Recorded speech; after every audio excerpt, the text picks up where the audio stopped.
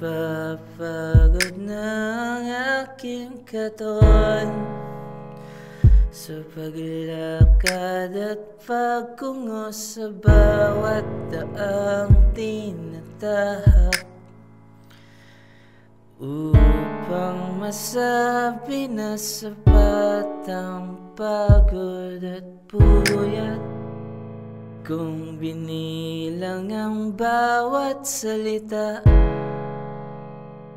iisa ang tunay sa bawat isa. Tanging narinig iyong mga tinig. Alam ko ang tsansa ay maliit,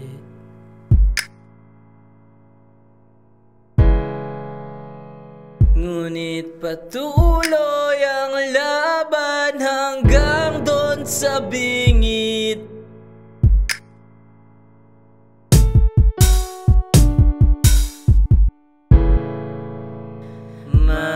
Maaari bang humimlay, papalapit sa iyo, balutin mo ng yakap, ikaw ang tanging pahinga na aking pangarap. Maaari bang humimlay patungo sa lugar palayo sa mundo ko na sarado at puno ng gulo.